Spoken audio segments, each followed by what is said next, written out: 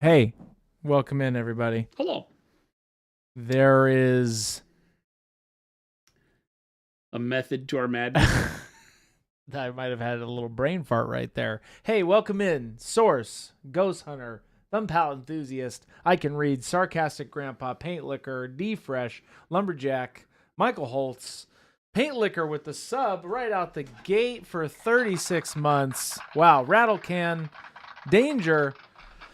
Thank you. Thanks for streaming. Thank you for tuning in. Danger. Hi. Chris Cosmo. Cosme? Hi. Want to start painting Death Guard in their green scheme. What colors do you guys recommend right out the gate? Oh Our dark yellow green and yellow green work great for that. We just Then for highlights, I like to add in faded green instead of bright yellow green. Bright yellow green gets a little too comical, but the dark yellow green are a great base for a green Death Guard. Hey, also, Black Wolf, Sarcastic Grandpa, Source. Wow. Everybody just subbed all at once. Sarcastic with the 9 months, Source with 14, Black Wolf with 74. What? Wow, we just hopped in here. What? Jason, how was do you where were you? Where'd you go? Huh? Where were you? Where have you been? I'm just now saying hi to you today. This is the first time. I was busy shooting. And we did a bunch of shorts, so chat, you'll be happy about that.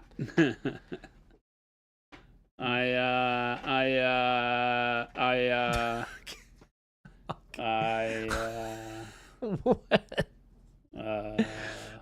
What are you looking for? Jackie. You're killing me. What's the matter? Jason, he's decomputing. Oh. Will you be able to get the amp sets at your LGS soon? Wukong Gutron, where do you live? Because the answer should be yes. They should have already had them. Yep. They've been able to be ordered for LGSs for over a month. 2 months almost. Yeah. So if they don't have them, it's because they haven't ordered them. Yes. That's my story, and I'm sticking to it. Oh my gosh, Iterator and T. Schmid. It's the sub trains going. Iterator 8 months, T. Schmid 73. Thank you, boys. Look at this. And Super Duper John. What is going on? Look at this. What a day. You know what? You guys are making this Monday great. Our hype train's at level 3. Who's Lord Glutos?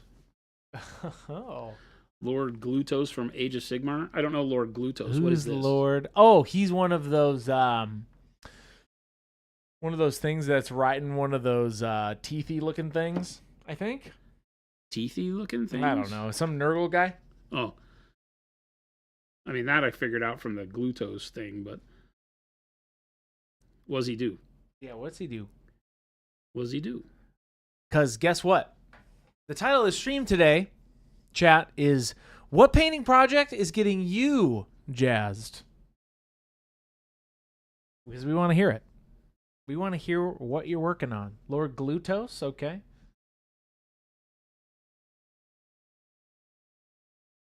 Paint Liquor has a question. Any recommendations for underpainting before applying true metallic gold? Oh, well. Do we have the video for you? Didn't we just recently do one? We did. But the short answer is magnesium, Paint Liquor. That's the short answer. And here's the long 8-minute and 20-second answer, which is right here. There you go. Cannibal says, I have a display piece I want to paint, but I don't know how I want to go about it. I think it could work really well for this month's challenge, but I also have some colors I want to use that are outside that realm. Okay. Paint Liquor, yes, that is homework for you. It's homework for you because it answers your question directly, and it's beautiful. Magnesium, that true metallic gold workup he did is very, very cool. It was a very dark gold, but you could really brighten up like the gold by adding more as you go. It's up to you. 100% up to you. Black Wolf is asking, gloss or matte varnish for oil washing? question. Always matte. Oh, before you put the oil wash on? Yeah, maybe. You don't need to put anything on. That's the whole point of oil washes, is that you don't have to do any varnishing. For acrylic washes, you want to do a gloss varnish. If you're doing an oil wash, then it's whatever finish you want after. You would do the varnish after. But oil washes don't require any kind of a varnish before putting them on. That's the whole point. The linseed oil, or the oil that they've used, generally a linseed in there, will flow across the surface and have a really nice effect without you having to do anything. Whereas, can you pop in closer? Yeah.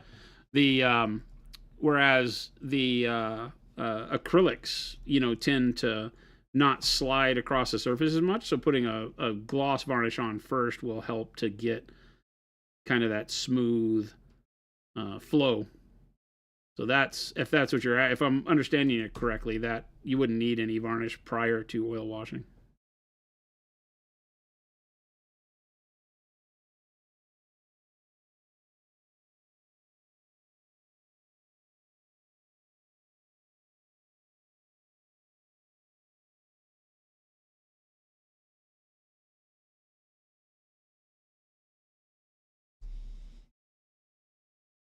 Don't want to varnish if you're thinning oils with white spirits. I've heard it can mess up acrylic paints, says Flapjack. Once an acrylic is dried, no. Not really. The white spirits and turpentine and stuff, unless you're really scrubbing, should not have a major effect. Now, if you don't let your acrylics cure, then you're probably all right. The traditional thing is that you can go over acrylics with anything. You cannot put acrylics over anything else, like enamels, oils, so on and so forth. You want to be very careful because the enamels and oils take a longer time to cure. They off-gas for longer, and the acrylic will cure super fast, comparatively speaking. And then the off-gassing will cause the acrylic to bubble and crack. What in the automotive industry they would call like orange peel. So you have to be careful with that, because the paint underneath needs to be fully cured before you put anything on top of it. And some paints just don't cure in a reasonable time frame to paint over the top of them. Hoosier and Clarkatron, thank you so much. Both 17 months. Nice. So I'm using the dark warm flesh here to just kind of give me some yellowish highlights on the skin. You see there at the top of the outside pad of the thumb. Gives me a neat witchy color. Witchy woman.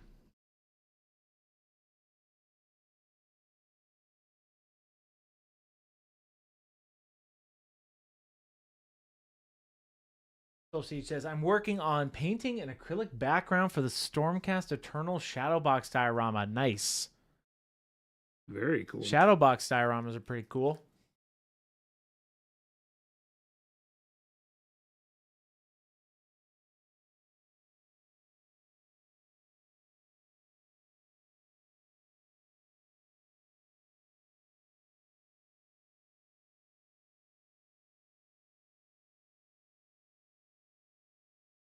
Very, very thin in terms of, I have a lot of water on the brush, so you can see that as I tap and stipple the paint, it doesn't give me really vibrant color all at once. It allows those little stippled dots to kind of bleed out into the surroundings.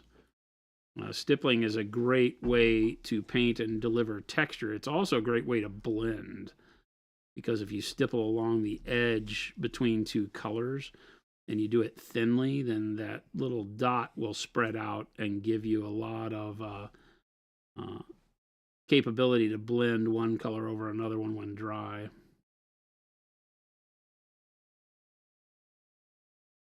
While also delivering some good skin textures in this case. Dusty Hobby says, yes, stipple butt glazing. That's what we call that, Jason? This is a hand. Well, this is a hand. That's a hand, not a butt. As a matter of fact, she doesn't have a butt. I'm just now realizing. It's so weird.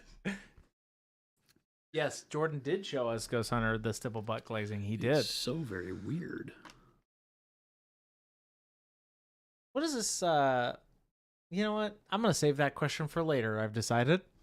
I'm so glad we had this conversation, Chris. Perfect. Me too.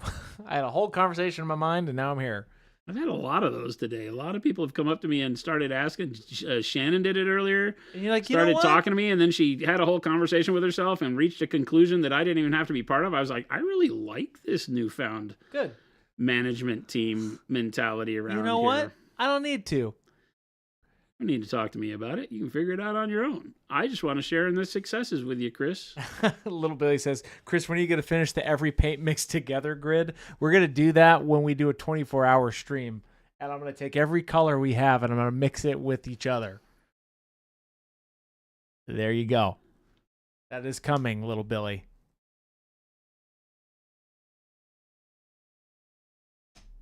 B-Town says, do you have any tips for making sure you put the highlights and shadows in the correct places on the model? Yeah, if you, depending on where you're at and your confidence level with light and reproducing light, a lot of people talk about zenithal priming. A zenithal prime helps out a lot because it helps you locate where bright and darkness should go early on. And then you can just kind of use that as a paint by numbers kit, so to speak. I haven't done that on this model. As you can tell, we just did the standard dark prime color. But you can imagine, like, do I have anything here that's zenithal primed? Question mark. I don't think so. Have a color zenithal. I don't think so. I mean, that works. I can show that. This one. Kind of like that. Right? Yeah, it's the same thing, right? Same concept. This is just done with color. So we took the Krone and I think Christopher did it with purple first and then green over the top, right? And so this gives you a zenithal, and you can tell immediately what the direction of the paint is, right? So the paint comes from this kind of 2 o'clock over here because it covers the entirety of the top of her head, right? Whereas the purple is more here on the opposite side. And so it directs where light and shadow would go. And then you have this, and you could just simply take a photo of this on your camera so that as you're painting, you refer back to the photo and say, I'm painting the eye. Oh, okay, that spot's supposed to be dark, but this outside of the lid is supposed to be bright, and you can follow along that way. Or you can use things like speed paints, glazes, or transparent paints that allow the darkness and brightness to show through them as you paint is also a great way to do it. But a zenithal like this, it's called a zenithal. It's not really a zenithal prime, but this what I call pre-highlighting like this. If you do it in the correct manner, meaning you cover the entire thing in your shadow color, then you pick one direction and only spray your topical color from that direction. Then you get a very stark contrast where you have nothing but shadow from one. You should only get a little bit of the green overlapping any round surfaces. And then from the other direction, you get nothing but the green. Okay? Yeah. That's the goal, because that's how light works. Light is done in linear rays, just the same way the paint sprays on the model. Any area the paint can't hit when you're angling it like this is in shadow on purpose. And anything that, now you got this good shadow on here. And then you can just start using that as a guideline. And then really you're just painting whatever you're, coming out of your shadows and retreating your highlights into, smaller and smaller areas towards that light, which is, again, like this side here. So all of my highlighting would start working here with my brightest colors only existing like in this section of the model here. Yeah. Right. And then you can adjust the intensity based on the story you're trying to tell with light. If you want it to be a really bright, firelight. Here's a question for Papa Chicken. When it comes to mini painting, do you think there's a value that would transfer from taking a formal art class? I want to understand 100%. Art and art theory better, but I wonder how much that is useful in practical ways. 100%. Anything that you can learn, because all art, especially if you start from like sketch and paint on canvas style artwork, then yeah, you're going to learn a lot with regard to lighting and contrast and color and theory, and all of that is very, very important. How you use it is up to you, right? I am not formally trained in those things, but I have studied them my whole life, kind of inadvertently, just by paying attention to the world around me. So what does that mean long term for, am I going to be a better painter than somebody that went to school for 10 years to study art? No, that's not it. even learning and taking classical, art history can help a lot, like understanding the method that particular artists went through to create their styles in a particular time, Victorian and Renaissance, and all of that could lead you down a path that gives you some inspiration on how to find your own style. Because remember, all we're doing is painting on a 3-dimensional canvas, right? And that's all that miniatures are. They're just a different shape, right? That already has a lot of the volume built in. I talk about this as being a collaborative art form, meaning that the sculptor did a lot of the work, right? And then you're coming in as the colorist and adding your part of the story to the work that they already presented. And so from that form, you can stand to learn a lot from the way that previous masters and just general art handling of color. How do you create the feel of light on a model? How do you make it come alive?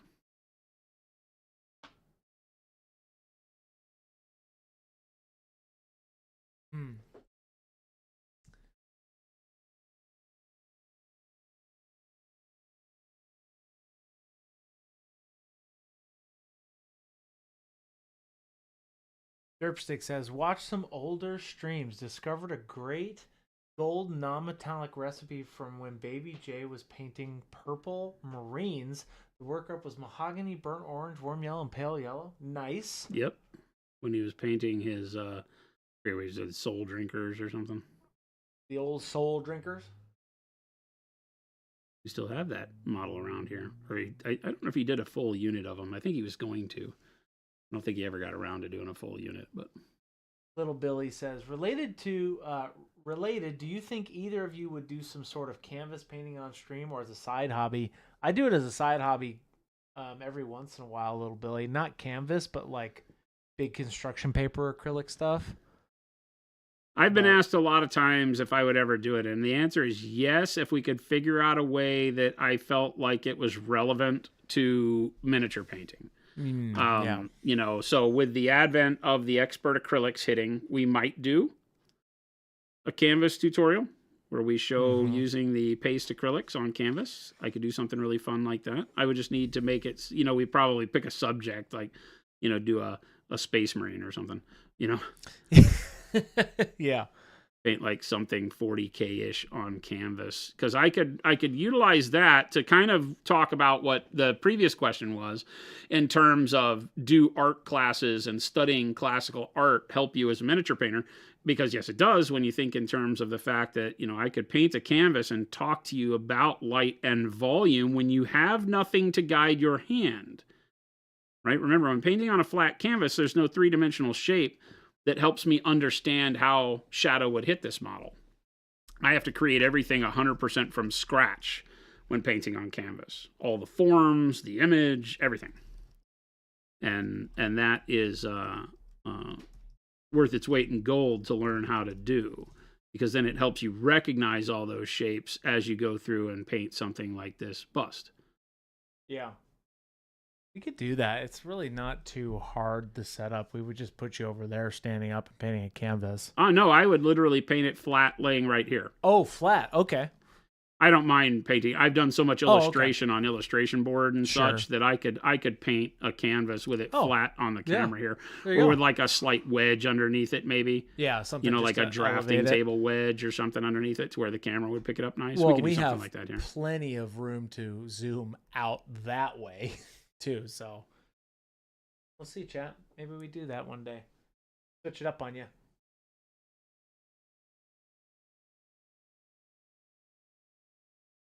Happy little trees.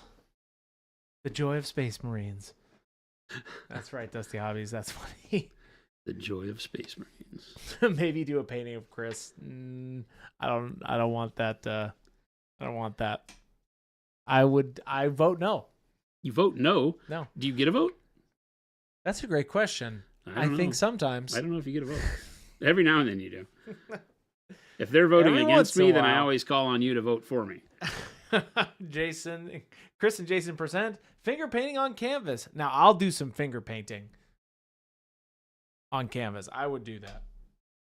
because I think you could do some really cool textures with it. I'm a professional. I will not be reduced to some childish antics. We will take your childish antics and one-up it. I will Monument not be Philip reduced says, "Can I vote?" Philip, your ban. There it is. I to just did nothing more than childish antics and finger painting.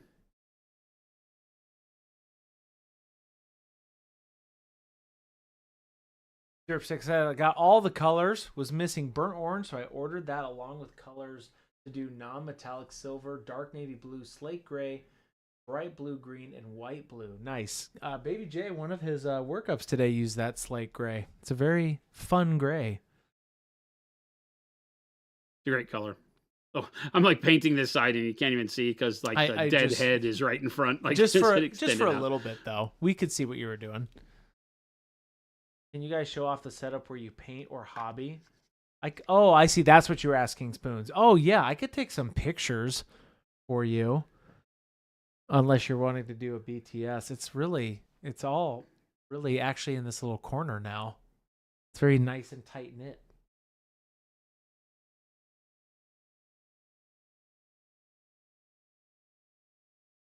With the traditional pro acryl, the new bag acryl be better medium for canvas painting.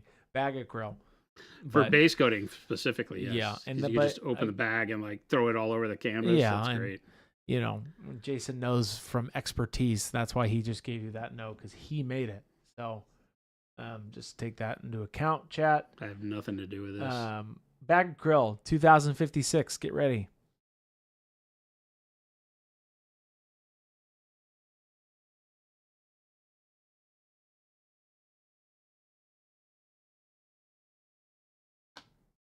Soul Siege says, "I don't know if this is out of bounds here or not, but where would one suggest ideas for, like, say, for model sculpts or other things?" Soul Siege, you might have to be a little bit more clear with your question there. Are you talking about like where we get models and sculpts? Be a little bit more specific on what you're looking for, because obviously we paint a bunch of different things on stream. Jason, our rule is the rule of cool. If Jason sees a cool model and he's like, "Hey, I want to paint this," then we paint it, right? So maybe be a little bit more specific. Faznet, could we get paintballs made with Pro Acryl? That would be hilarious. Saying we need to reach out to a paintball manufacturer? Let's just switch it up entirely. Ball acryl? Ball acryl? That's a great idea. Jason just whips out all these good ideas all the time, chat. I had nothing to do with this. First This it was is bag chat acryl. asking us to Now do it. it's ball acryl.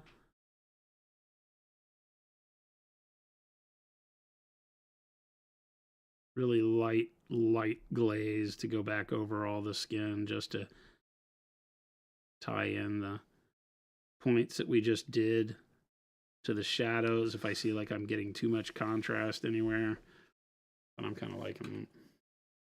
Are there any satin mediums that would be compatible with Pro Acryl, or would you consider making one? We have a gloss medium. Any satin mediums? Satin is just lower gloss. Think in terms of there's only gloss and matte and levels of gloss and matte. There is no satin medium. Satin medium, if somebody sells you a satin medium, that's just a gloss, right? Maybe it's a lower gloss, but just take our gloss medium and add in less, right? And that'll get you satin. When we talking from a production standpoint, it's the level of gloss. And if the level of gloss is literally 0, that's ultra matte. Right now, we have to add things to the paint to get there, because a lot of times the mediums and the natural components of the paint will make it satiny, kind of a mid-level gloss. And then, of course, there's high gloss, right? Which the gloss medium will take you there too. But you can just add the gloss varnish. I say gloss medium. Our gloss varnish, you can add it into our paint and get a level of satin that you're happy with. Just add just a little bit at a time.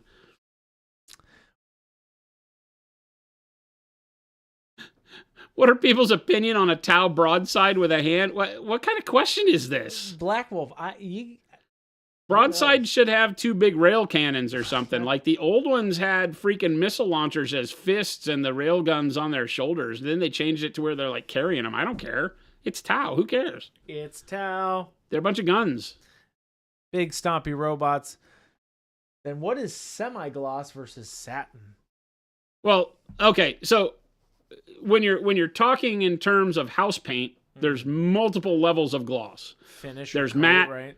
and then there's like eggshell, satin, semi-gloss, and gloss. I don't know if that's the right order. I think so. And that's just literally just more names for them to tell you different levels of sheen, right? And the more gloss it is, the more repellent of like hand oils and stuff it is, because they need a lot of that. For models and stuff, it's just put gloss in it until it's the shine you want. Because it doesn't have any effect, like you're not putting handprints on paint. Like you don't want to paint a bathroom matte, because when you take a shower and you get moisture on the walls, it creates all sorts of dirt stains and stuff. So you always want to do it like semi-gloss or eggshell or something. So that's some level of gloss, because there's a lot of moisture buildup on it. But nah, semi-gloss and stuff like that is kind of just another ratio of gloss. Tau Broadside or a Battletech Direwolf Pop Chicken? I do not know. Are they the same? They're not even close to the same size. What's that? Tau and like Battletech Direwolf? No, a Direwolf would just stomp on a Tau. Yeah, that's broadside. Your broadside would just disappear. Oh, that's it. Matte eggshell satin. Martin Sheen. Martin Sheen. Yikes. Martin Sheen. That's funny. Yeah. You don't even have to add, you don't have to add the matte varnish into the gloss varnish. It's literally just take some of the gloss varnish and mix it with our paint. Our paint is already matte. Yeah. So just putting a little bit in there and then using it until you get to the shine you want. If you were to try to say there's a satin varnish, it's just a low gloss varnish. But mixing that in with paint, you would never be able to really get past a certain point, right? Because you're having to overcome the matte of the paint first. So it needs to be glossier than you want the final product to be if you're mixing it with the paint to turn a color satin. If you're just spraying it on the entire model, then yeah, you could make a satin varnish by mixing the two together. But the easy way is, that's why we made a gloss varnish, is so that you could discover all of the levels of satin on your own just by mixing a little bit into your paint at a time. Makes a lot of sense. Is there a place on Monument Hobby website or Discord for the community to submit models, sculpt, or other concepts or ideas to show off what you're painting? On the Discord, for sure. Yep. If you're trying to do any type of product concepting, like you have something you want us to make, then you would need to send it to me as a PM on the Discord or directly to support@monumenthobbies.com as an email.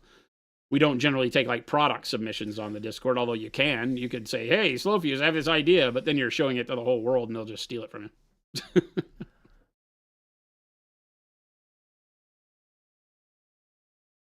How glossy is satin black versus coal black? Quite a bit more. The coal black is like most of our paints, like ultra matte.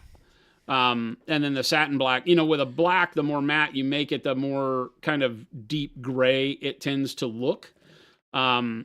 Deep gray. Yeah, I get you. Yeah, It's like a dirty black. Yeah. The more matte you do it, and so the satin black is just glossy enough to have enough of a reflective shine. It's not glossy though. No, it is such a great way to finish off your base. I was going to say rims. base rings. Oh my gosh, I do. That's how I capstone my model. Like, yep, this is done. Instantaneously makes Just everything whing. better. Get that plastic. It's not as shiny as the plastic, but like it is. It's a good feeling. Oh, let's see. Nimrod Gaming, 41 months. Thank you so much. Look at that. Watt says, I barely make it through the day. You think you're going to steal an idea and bring it to market? Oh, I see. You never know, man. Hey, you never know. You never know. Ghost Hunter, any chance for you to say rimming? That's all I know. Rimming and edging. There it is. It's all there is from Ghost Hunter. We know you all too well by now, my friend. Schmitz, have you seen anything about what's going on between Ammo by Mig and Big Child Creatives? Unfortunately, yes, I have. Any thoughts on it from industry perspective? That's a tough one to weigh in on. It is a bad. It's probably a bad deal gone sour. Can you punch me in? Yeah. all I can be is speculative. I know that in the past years, we have spoken to Jose from Big Child Creative, who was interested in doing a paint line. I know that we spoke to him about that. I'm sure he was speaking to others about the opportunity. And then, we noticed that they were working with Ammo on the paints. So, we know they were involved with that. I think everybody in the community knows they were involved with that. I think that Ammo, Mig Jimenez history speaks for itself. Can I say that without sounding too horrible? I don't really know what you're talking about right now. Well, Mig and AK have a long storied history. Oh, okay. Of some drama and things like that. And, I think that it's unfortunate that in such a small industry where you would trust that people would be open and honest with one another because there's not enough space for you to mess up, that we would see better business practices. But we know firsthand that's not the case. In our history, there have been problems. So we get it. I just wish that kind of stuff wouldn't happen. For sure. So there's a long-winded way of not really saying much. I don't want to get caught up in all the hearsay. It's their own problem. I feel like they made a mistake. Sure. I feel like there was a quick rush of wanting to get to market with another Me Too product, and it failed miserably for everybody involved. And that sucks, but kind of the way it works. Bud is saying just watching the magenta wash the special sauce. Yep. All it takes is just a little bit of magenta wash. It's all it takes. Pop in even closer there. Oh yeah, you know it. There you go. Now you can see how that magenta is coming in. Pop Chicken, no sorries needed. What's a Me Too product? I think it's like a copycat product, kind of. I mean, do we need another paint line? I'm a paint manufacturer, and I don't want to have to compete with 15 more people. True. It keeps me honest as a product developer, but come on now. Just another one. So that's a little bit of my input. But, I think that it's unfortunate. I hope that, because I like Jose and the crew at Big Child have done great stuff, a bunch of great painters and artists, great enthusiasm around the industry of hobby painting most of the time. So, I hope that this does not do something horrible for their business. Sure. That would really suck even worse. But I don't know. There were rumors flying around at Adepticon.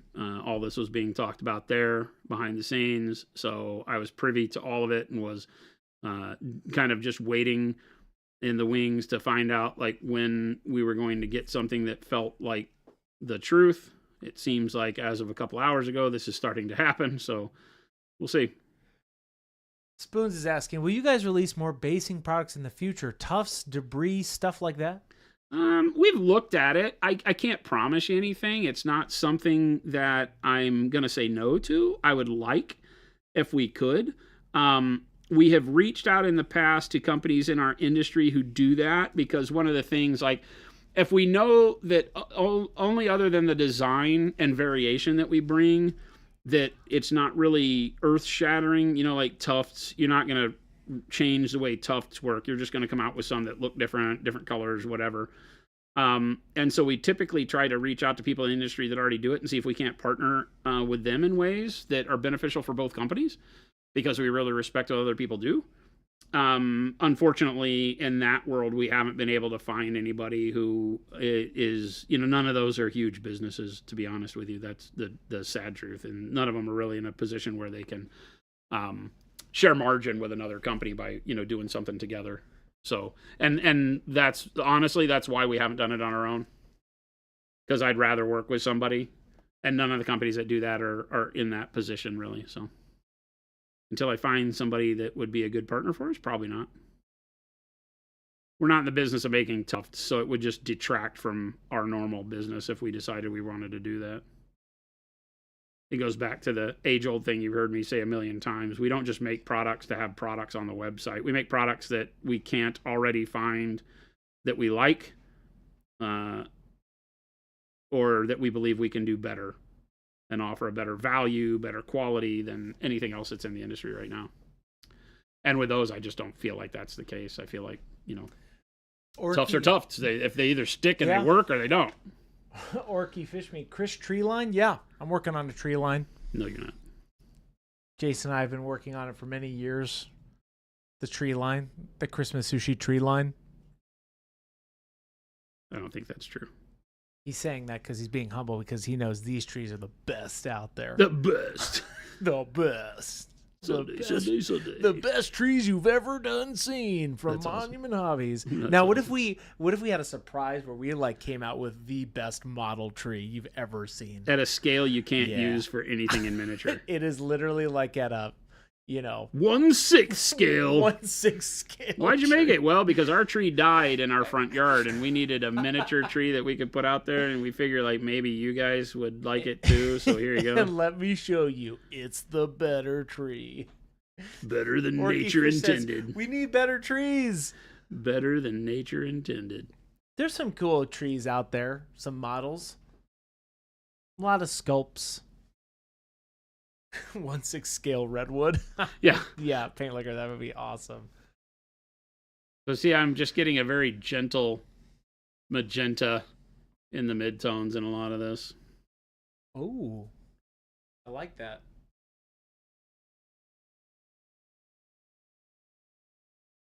Yeah. Their trees are coming. 2068. 2068. Holy crap! I I'm turned just- 55 this year. There ain't no 2068. We'll freeze you, Jason. No, please don't. Please As he's don't. going under, he's like, no! Please He's don't. like, see you in 200 years, buddy. Please don't. Just I don't let- want to. I don't just want to let me go. idiocracy it back, right? Where it's Just like, let me go. yeah, just let me die. Just let me be done.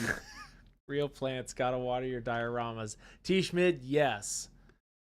Water those dioramas. Jason goes in the dreadnought. Yes, Mo. We'll put him in. We're just gonna freeze Jason.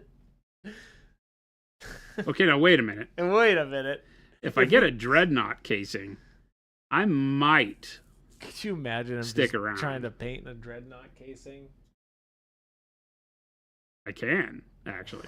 Yes, this is the best idea. I don't we've think if you had. put me in a dreadnought casing, what you're trying to do is keep me around for art anymore. I think you're keeping me around for large amounts of DACA, is my hope. Oh. Do I get to shoot the guns now? Orky Fish, really, Battletech does need better trees. Battletech, yes. Battletech does need better terrain We found all the way some. around. We found some fun terrain. There's a company out there like Hextech or something like that that makes those trees. Uh-huh. Those are cool. But we found a 3D STL print. Those were kind of cool. Yeah, it's just such a hard scale because also in Battletech, you got to go on top of this stuff. That's the That's biggest the problem, is is that like, every it's hex cool. every hex is traversable. Yeah, so it's cool to have the forests, but you gotta go in the forest. So how do you do that with cool terrain? You have to like remove the terrain, then put your mini in there, then put the terrain back in. Or we found the ones that had like little platforms on them. But yeah, it's tough. That one's a tough one. But we're working on it. Better trees coming to you from Monument Hobbies. You heard it here, folks. No, Better trees. we're not doing that. Also, a thing we're not good at. Why would we do that? Why? Yeah, why? I can give you 15 good reasons. Start. I won't. See? I can't. Reason number 1. We need trees. Right? That's it. I'll That's say all that you got? 15 times. That's all you got? Hey, Jason, I like painting trees. So So I say we make the best tree in the market. The best model tree you've ever done seen. The best forest pack. There you go. It's coming. 2078. We'll unfreeze Jason to get the trees going. Hey, we need you to make cool trees. Wake up. it's very strange to me that for some reason that I know how to make trees. In the future, after you've been chronologically frozen, yes, absolutely. I don't understand you people at all. It's all right. We're working on it behind the scenes. And when I mean behind the scenes, directly in front of you. He just lies to you. What? He just constantly lies to you. I don't lie. That's all he's doing is lying right now. Twisty Farmer has a question. Is the only difference between heavy titanium white and titanium white the thickness of the paint? 100%, yes. When would And you the use gloss. And when would you use the heavy white? The heavy white was intended as a way to do final highlights, topical highlights, and being able to facilitate the painting method that is called tip loading. And the reason for that is that you want to make sure when you're doing tip loading that the paint that you put on the tip, typically a highlight color, does not filter up through the bristles like liquid paint normally would, right? Because if you're familiar with how the paintbrush works, is it draws the paint up, that liquid via capillary action, up into the bristles. And then you go and when you press on the bristles, it releases the liquid. So tip loading, if you don't know what we're talking about, it is where you would put, in most cases, a dark color into the body of the brush like normal, and then you would put a little bit of a bright color just at the tip, right? So let me show you real quick. I don't have a dark color. Let's grab a dark color real quick, like this.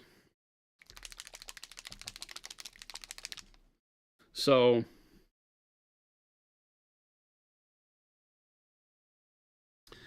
some people will call this loaded brush. We'll do it like on a bigger brush so you can see.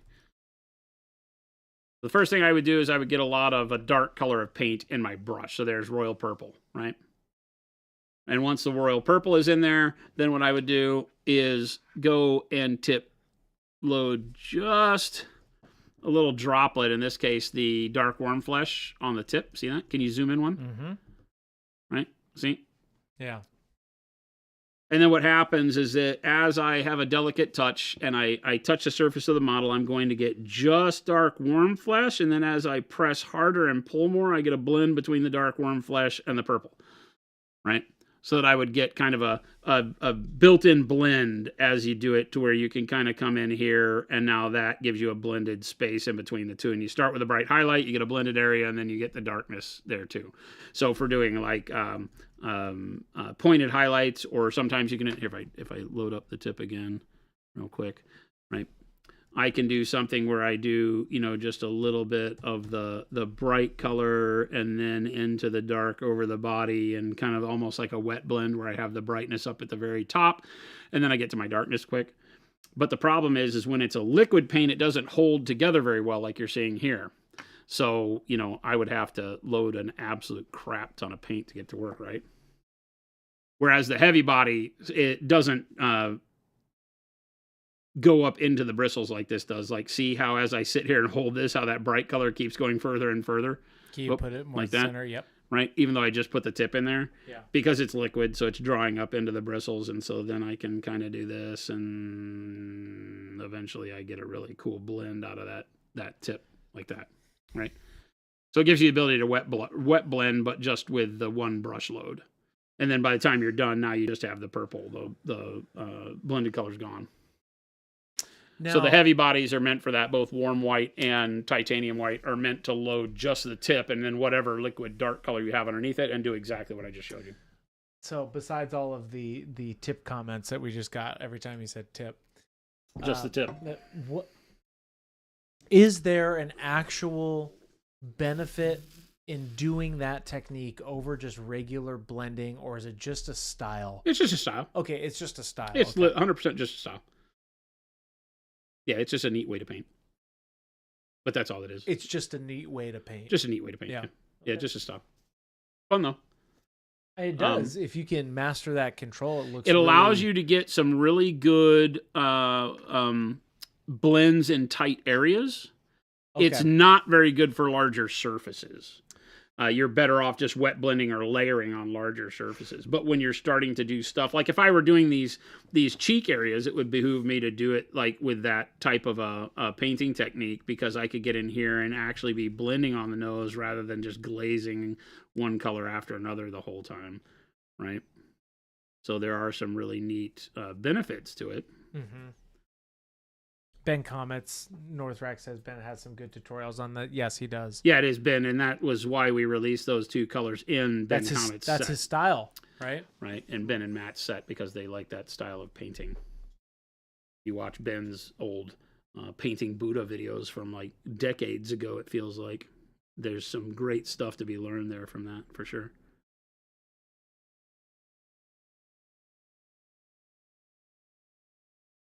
Morning Tide 13, thank you so much. 13 months. Yes, you are missing the great innuendo stream of rimming, edging, lid tipping, all I did not stuff. say rimming. Oh my That was somebody else.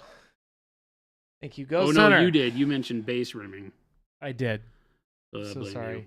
That's it. Let's see. Let me go back. There's a question from Derpstick.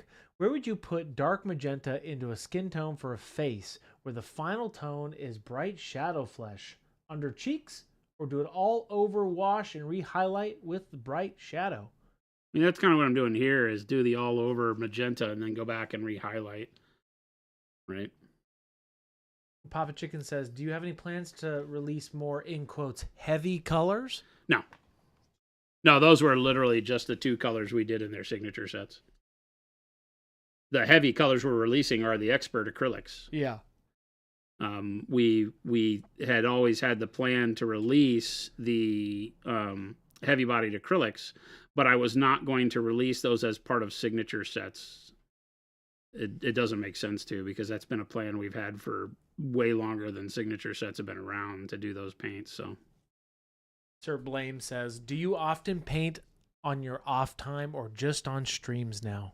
I like to paint on my off time. I have not recently, so yes, the answer is I wish I did more. A lot of times though, because the stream is built around kind of painting rule of cool and things I really want to paint, a lot of times the project I'm the most interested in is the one we're doing on stream. And so for me, it makes it difficult to then, true. to do any painting on the weekend, because I don't want to paint on the weekend and do something that I wish I would have shown you on stream. Well, so I'm perfectly happy painting during the streams because I get to have you guys follow along. You might pick up on something that you really like as a technique, and we get to talk about it, as opposed to me here listening to an audiobook on the weekend and then, nobody really benefits from it other than me. But right now I have a warband for Free Blades that I have been working on. I was going to do more this weekend, but I didn't. So Jason. Yeah, so I have to be honest, I'm not doing a great job of that right now, but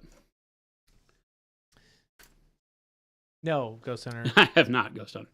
They're still sitting in my office as raw metal and resin with no basing material on them. I need to do the basing because they're small enough that I want to make sure I base them first. If you've ever seen them, I mean, you saw some that Jordan was working on, and they're small enough scale, like true scale, that I want to make sure I do all the basing on them first before I prime them, because I'll mess them up tremendously if I try to base them after they're done painting. Orky Fish, how do you mean organize the thumbnails?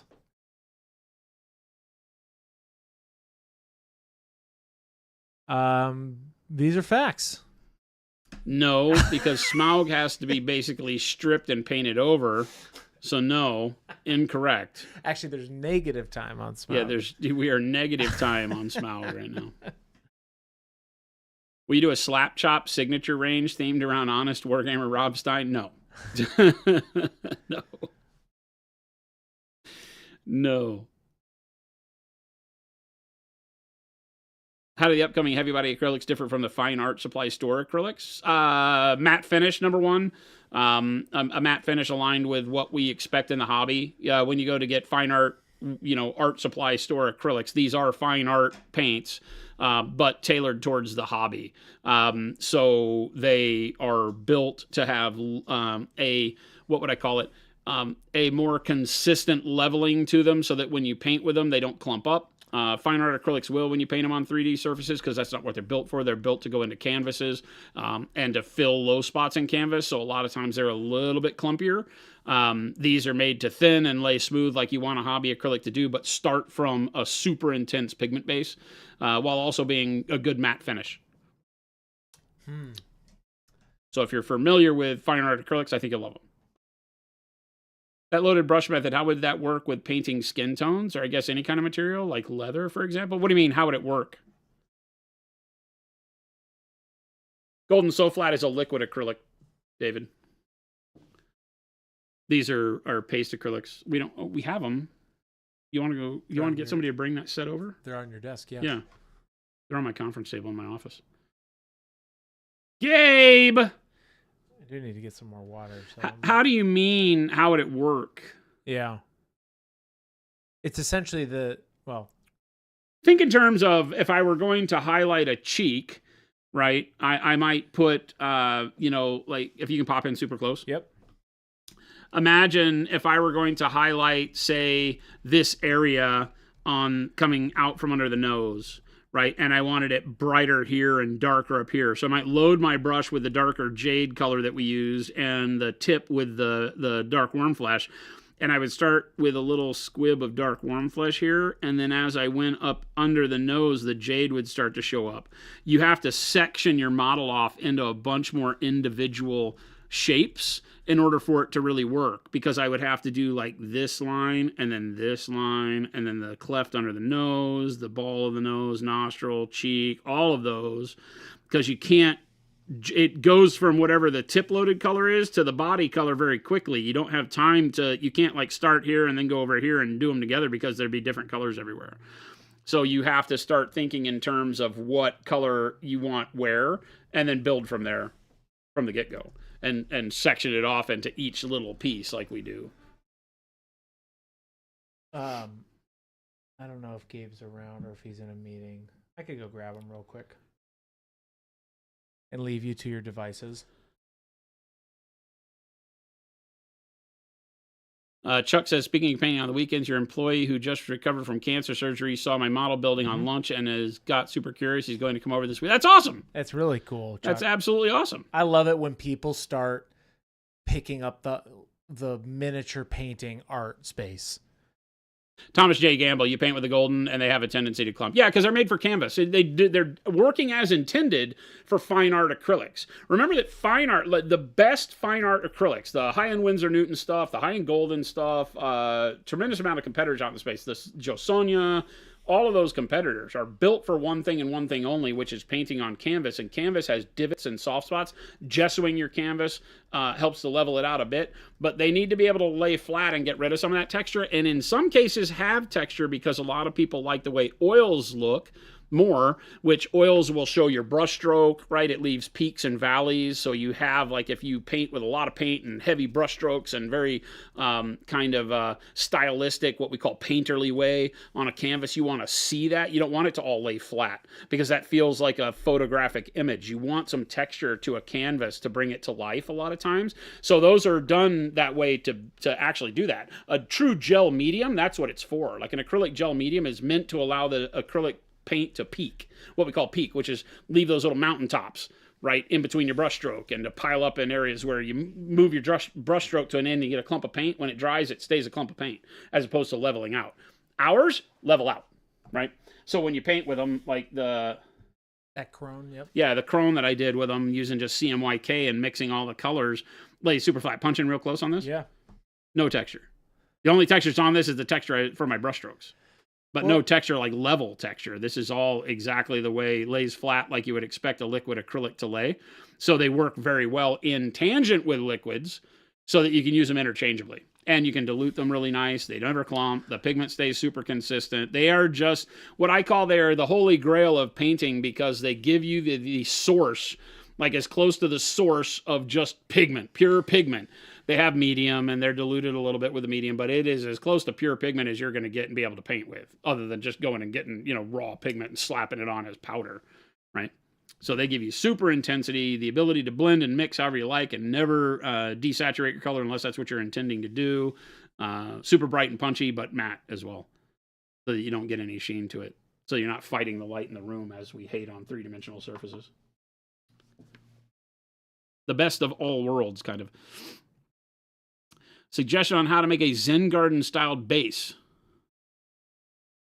Fine sand, PVC glue, and small rake-like tool. I think that the the way I would do it was use like our snow or our concrete basing texture, and then get like a comb, right? Get like a hair comb with a tight, just depending on how tight you need it. You can, like if you get those cheap combs, you can get the ones that have the wider spacing for your hair and the narrow spacing for your beard, kind of a thing.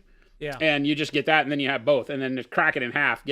Break it to where you've got just the part that is, broad spacing, and then the part that's narrow spacing, and then do your designs in the texture paint. Let it start to set up. You don't want to do that when it's wet because it'll move too much. You want to start to let it get dry, and then as it dries, put that texture in there. Or do one layer and then let it dry completely, and then in a thin layer on top of that, and on that thin layer do the combing. Because then the dry layer shows through, so it doesn't look like you moved it away down to the base. So, yeah, those cheap combs are great for that. Super great for that.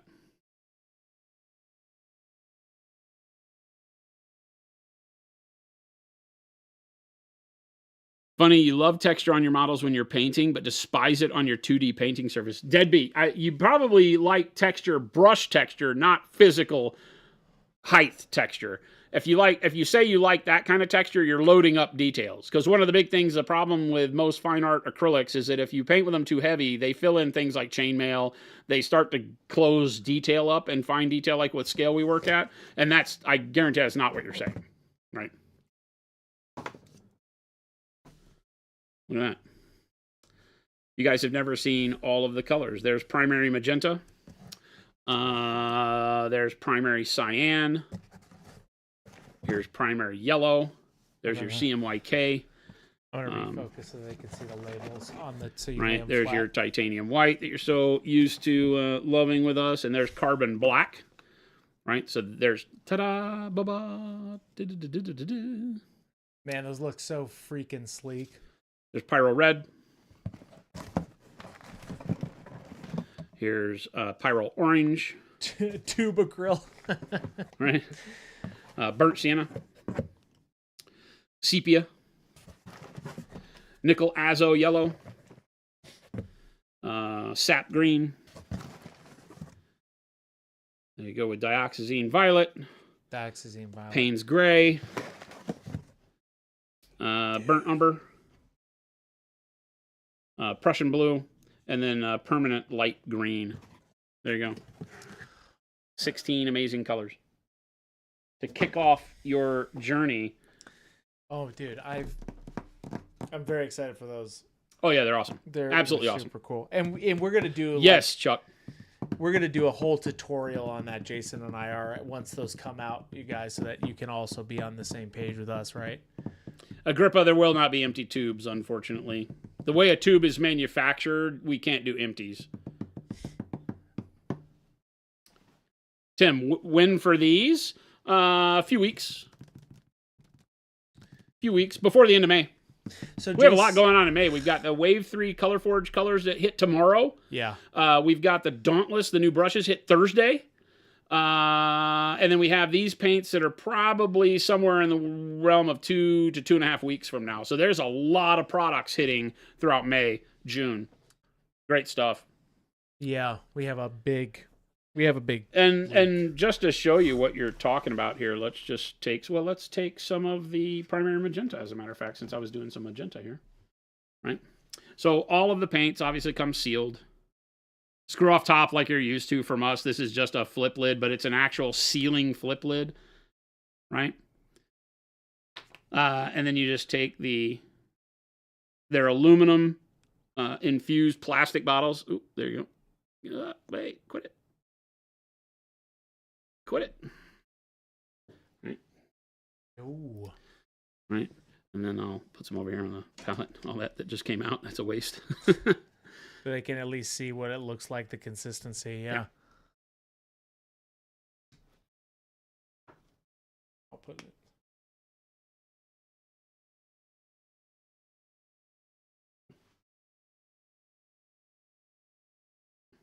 But yeah, just like our normal paints, right? I can come over here with a wet brush and I can just kind of grab a tail. It's got more viscosity, obviously. It's a paste, but I can very easily take that.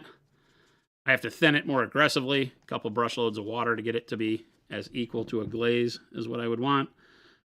But I can bring that down, and then I can hop in super close on this. I needed to readjust the focus. There you go. Because I wanted everybody to see the labels. Right, and I can get a really good amount.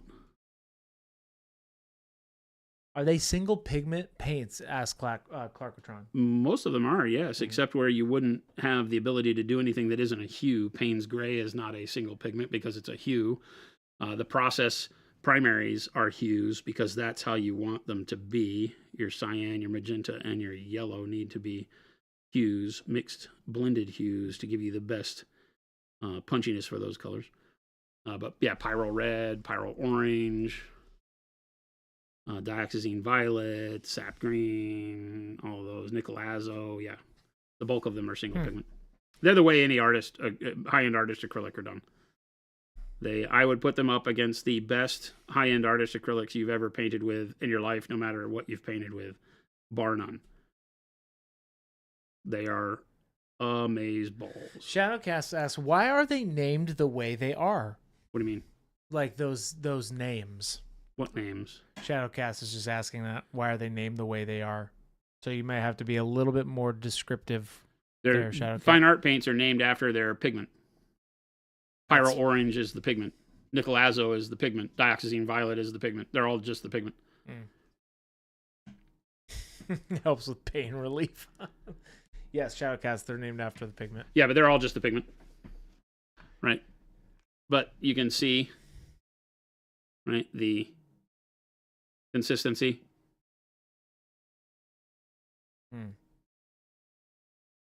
Very good.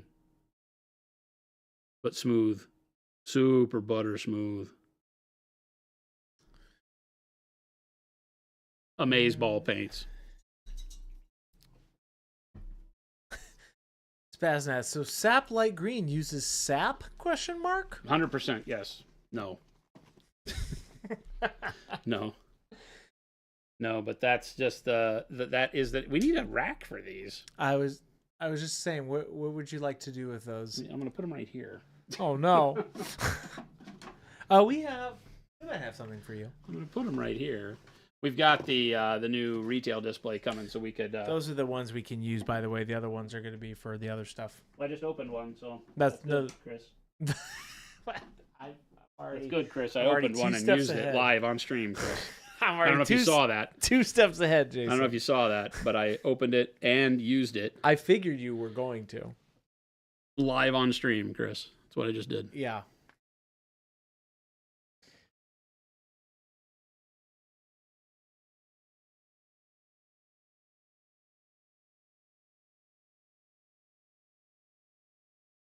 Lumberjack's asking, are the caps it's just too good? Are the caps the same diameter as the bottles? No. They're not. What's your thought there? Yeah. It's just too damn good. I don't know why we do this to ourselves. Definitely. The mixing potential will be really fun and cool.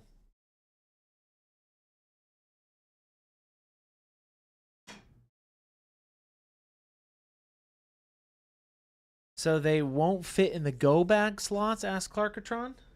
No, they're much bigger tubes than the bottles. You know what you could do is kind of like what we do with the glue, where you like snip the middle of one section and then put them in that way. Those might work. Well, yeah, I mean, when you look at a bottle, they weren't intended to go in the go bag in any way like that. They are tubes, so you can just toss them in. But, you know, when you look at, from a perspective of the bottle, the cap is almost the same diameter, just a couple millimeters thinner, but height-wise, they're much taller. It's 30 mil, so you get a full ounce, over an ounce of the paint. So you get quite a bit more paint than you do in the liquid acrylics, right? So much bigger. I say much bigger, but bigger enough.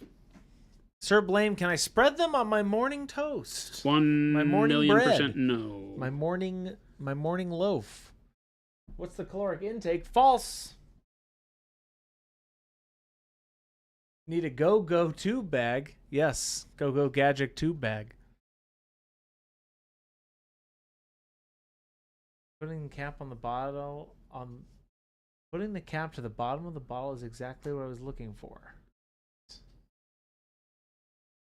I figured there, Lumberjack. Yeah, that's very exciting, Jason. Very exciting, Christopher. We have a lot coming out in chat. So all of this info, just keep an eye out, will be announced on our socials, but will also be announced in our Discord. So you will have that opportunity. So this week, keep your eyeballs open.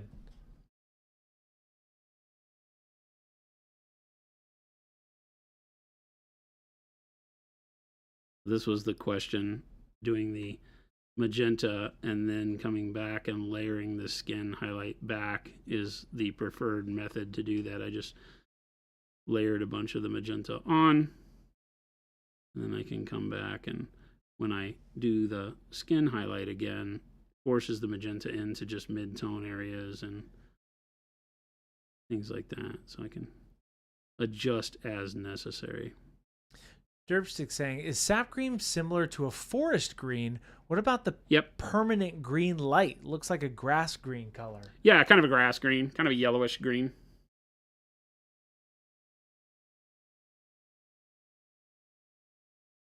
You're getting it.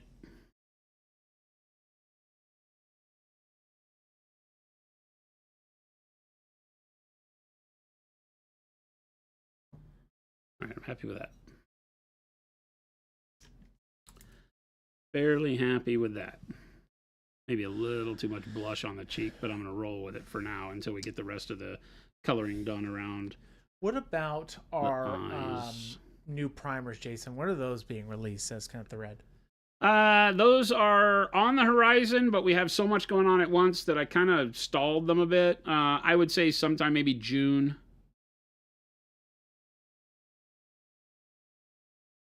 Sap green, good for dark angels. Or I mean, I can show them to you if you want. You want me to show you all the colors? Yeah, you want to put them on a new palette? A new piece of palette paper? We can do that. Yeah, for Chris. They're probably all gonna. Can you do that for me? Can I do that for you? I would actually really appreciate that. All right, doing it for Chris, chat. This is great B-roll for our thing for. Here we go. We're going to give Chris something he can use. It actually really helps me. And describe them as you're putting them onto the palette for us too. This one's a paint, and this one's a paint. You know what I mean. And this you one's know a what I paint. mean. Chat, you see what I gotta deal with? And this one's a paint. And look, Chris, I have another one. It's also. I knew it when I was saying that. I knew I was gonna get reamed. I knew it. I knew it. I just as I was saying it, I go into that mode where I'm like, hey, I just need this little shot for you to do this for me. Can you do that for me? Yeah, sure. You gonna go to the real shot here? I'm not gonna do it on the palette. Oh, you're not gonna do it on the palette? No, because it's a much bigger piece of paper, probably. Oh, right. You sure you don't want to do it on the palette for me?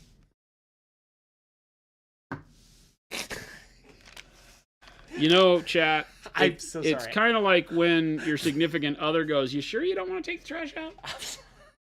Yeah, I'm sure. I don't want to take the trash out. Really I don't want to do it on the palette, Christopher. If you folded it in half and just did it like normal, the normal palette for me. Oh my gosh.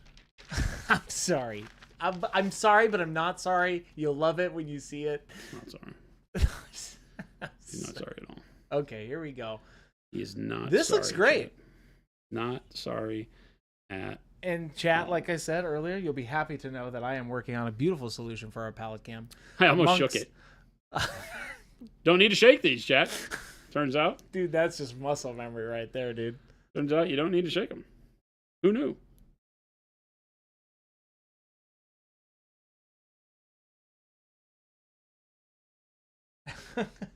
Agrippa. Did Jason just compare Chris to his significant other? How should we read into this? Don't. I'm just the director who's asking the beautiful talent to give me what I need. I knew it. I knew it. Hate my chat. life. Don't hate your life yet. Here we go. So we'll start with the primaries, right? So I'm just going to give you a little bit of titanium white. We will do some carbon black, if I can find it here. I got to open them all. They're all brand new, and they all come sealed. You got to take that seal off. They are under pressure, so you will have to make sure that you goink that seal off pretty quick. What are the working times? I mean, like any standard acrylic, they're still going to dry pretty quickly. You're not getting any type of extended dry time with these. Because there's less of a water content to the paint itself, this will stay workable on your palette a lot longer, especially if you're using a wet palette. So this is one of those cases where a wet palette will do what it's intended to do with paste acrylics. Oh, Miss Mayo Mazio raiding with Party of 18. Welcome in, Raiders. Hello. We are showing off some of our new heavy body acrylics. Our new upcoming heavy body acrylics. I'm opening the studio set for the first time, so bear with me as we go through this. Jason, thank you so much for putting them on the palette. Oh, yeah, sure. Yeah, great. Awesome. Thanks, Chris. Welcome, everybody. We've got a flip lid, and then just boop. Cyan, magenta,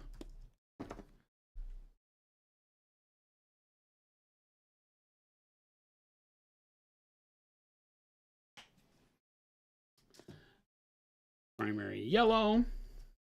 For all of you that love the amazing flecks and headaches that come for painting CMYK all the time, you can do that. It is great to understand how to mix from the primaries and to have that ability to create any color you want, but making sure that you have like just the dead nuts best primaries to mix from is key. And so you're going to get that with these. So CMY, you've got the contrast, the K and the white and the black. We can jump to some other versions like a Prussian blue, really nice, deep, super deep blue.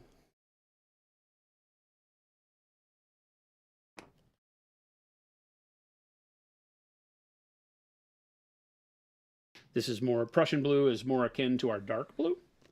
Exposing some things to you here. Because it has a little bit more of a violet lean to it than dioxazine violet.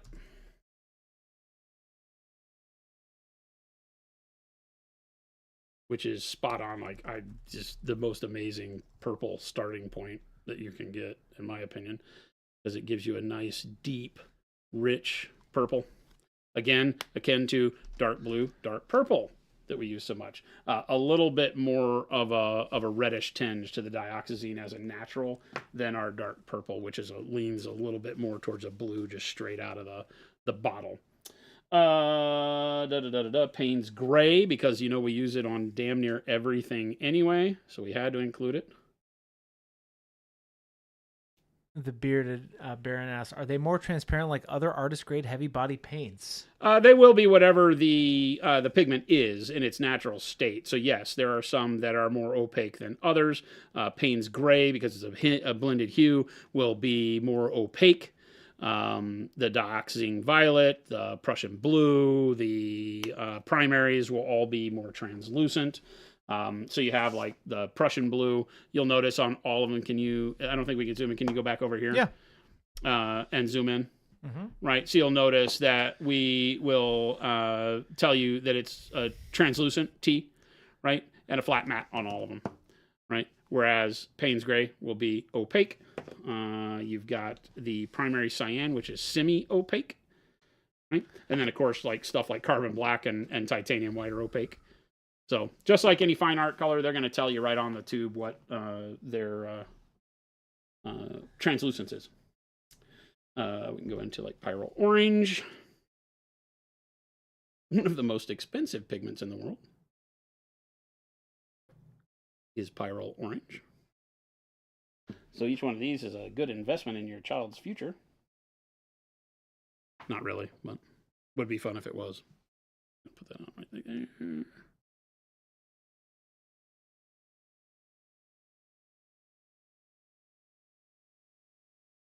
Yes, Terrence Watkins. I'm going to send you that link here in a second. The transparent video. We do have one. Pyrrole red. One of our best sellers in the liquid lineup is our bold pyrrole red. And so we couldn't do without it here. Why is the orange so expensive? Asked T. Schmidt. How long is a piece of string? I don't know. Hard to make. Oh, man. Our camera doesn't like the orange and the red over on the palette cam for some reason. It looks like a flesh tone and a pink. It always, let's see. 1 second. Oh, it's a little bit more on this Dell. It's a little bit more orange. So it's the monitor. Yeah, the think color so. correction on the monitor I'm looking at. Good. Because that's not right. Blah, blah, blah, blah, blah. Let's show you some of the browns. Oh. We'll pull it over onto the regular one. That's why I wanted to do it over here instead of on the other deal. I don't... It's the camera. The color settings on the camera are bad. We just don't use the palette cam enough for some reason. No, they're the same color. It's just like we were talking about this the other day. Like some of these pigments are just so vibrant that they just get so desaturated sometimes on it. And then burnt umber.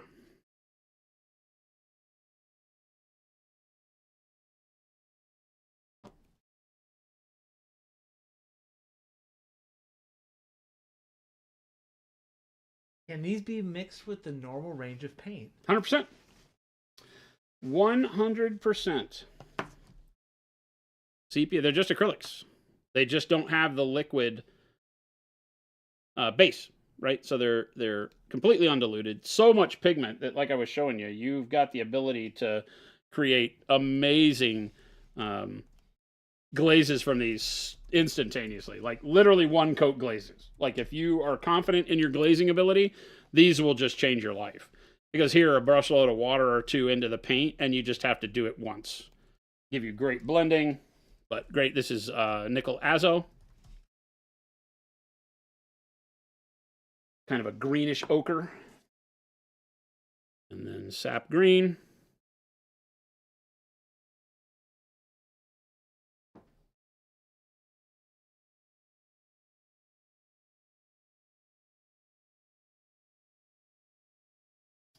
And permanent green light for 16. I think it's all 16. Yeah, it's all 16. And then depending on how much you guys like these, we've got another 8 colors that are already in the lineup that we just have to go through manufacturing with.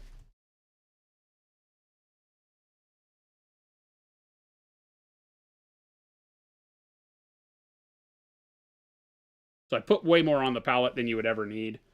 The way I would traditionally do this is you would just dip your brush into them. So I'm going to go back over here, Chris. Sure. Right, and that'll even then, yeah, then it's not showing you the orange, right? This is not a flesh color for some reason. It's wanting to be flesh, so yeah. But the rest of them are reading pretty well on there. Or like it's really just the orange. We talked about it the other day. Like oranges on cameras, even like on Sony's, always has a hard time out of the body. Yeah. Always. But to do a couple of drawdowns here, you can see that like the green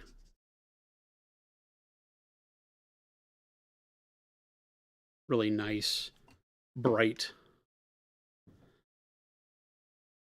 Over to my hand. Mm-hmm.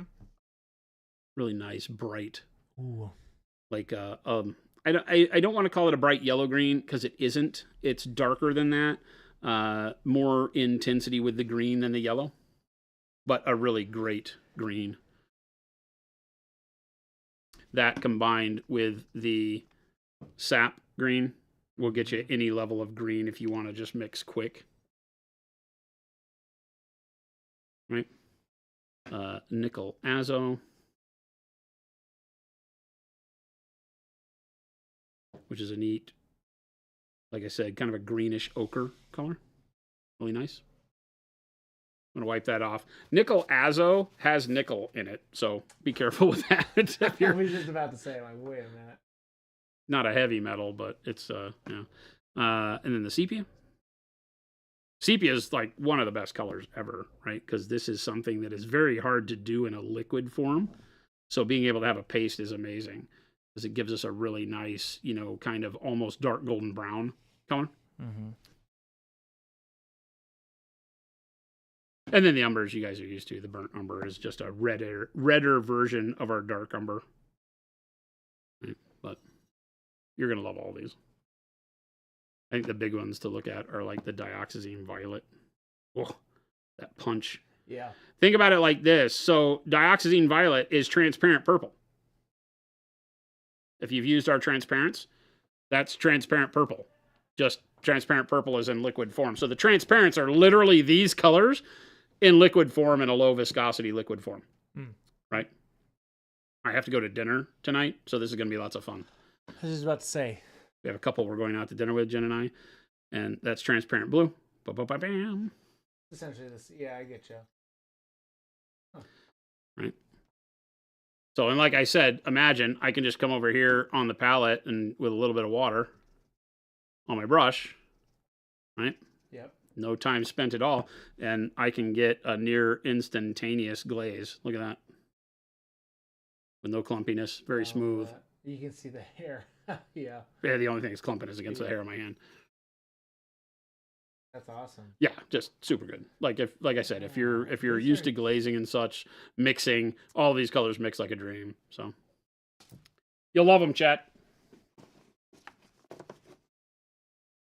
Does this mean you're done making new colors in the more regular line? No.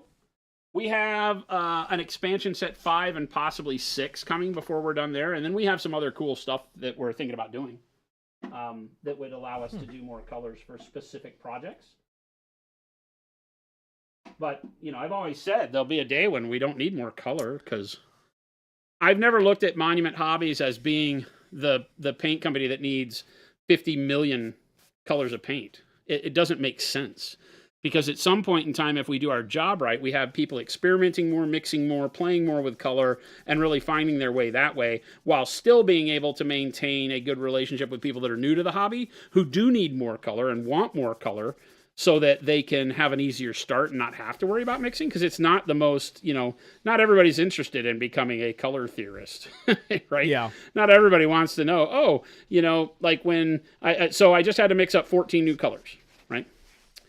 And a lot of times what I do if somebody sends me a color they want is I will think about what colors can I mix to get that color so that I can understand the raw pigments that I would need to blend together to make it happen. And so I don't expect everybody to be able to do that, to look at. You know, a lot of the biggest questions we get asked a lot of the time are, hey, how would I do the color like this? And so we'll come up with a blend for you. But I also understand that not everybody can do that. So we'll continue to make colors as long as there's new colors that I feel comfortable making that I think fit the line really well, and that you guys get excited about. That's just the gist of it. It's pretty easy. Danger says, I already need a retail paint rack for my collection now. I need tubes too. Yep. Lumberjack Sam, Eclectic Salmon still waiting. What's that? Eclectic Salmon still waiting. That one is coming. That one is coming. We will have that in one of the final expansion sets for the main Pearl Curl range. We'll have Eclectic Salmon. It's just too good of a red highlight, and we don't have it in the range, right? Yeah. That's cool. Agrippa says Jason's not Danish. But yeah, they it's very interesting. I'm thinking of the use cases for those, just like as glazing. I mean, understand our retail rack is going to have 192 spots in it. That's a lot. That's like double more than double what we thought we'd be doing, or exactly double, right? Yeah, exactly double what we thought we'd do. Orky Fish, if we had all the Pantone colors, we would lose our minds. So, like, you want to talk about colors and how to color correct the camera for every single Pantone color? Let's talk a little business. It doesn't exist. Let's talk a little business here. Since we make our paints, right? You have to think in terms of how difficult it is to maintain a production line that can keep up. You know, you'll notice with a bunch of our competitors, they're always out of their most successful colors. Why is that, right? Why are colors you can't get? I saw somebody complaining online they couldn't get Vallejo some color today. You know, why is that? Well, it's because they make so many colors you can't possibly turn what we call turn your line in a reasonable time frame. And then when you distribute globally, right, you already have countries like for us, Europe waits a month or two before they get the new colors because of shipping and customs and imports and, you know, just the collation of all the order on this side in large amounts. And so then you add to that the time it takes to make it if you have a billion colors. So we want to make sure our goal is to always be able to turn our entire line in 2 weeks from a production standpoint without having to have them work overtime, and we don't do night shifts. So from a personnel production, you know, keeping everybody's from going completely insane perspective, that's our goal. We always want to have it. Now we can hire more people, add more machines, build up production in order to make that doable, but that's one of our company mantras, is that we have to be able from, if you were to buy everything today and we had zero of any color in stock, it would only be 2 weeks before every color were back in stock. And that's phenomenal. No other company in our industry can say that. So yeah, I don't think so either. Every Pantone color out there, it's impossible. Ghost Hunter says I volunteer to work nights at Monument Hobbies. Be the night watchman. You volunteer? Come on over.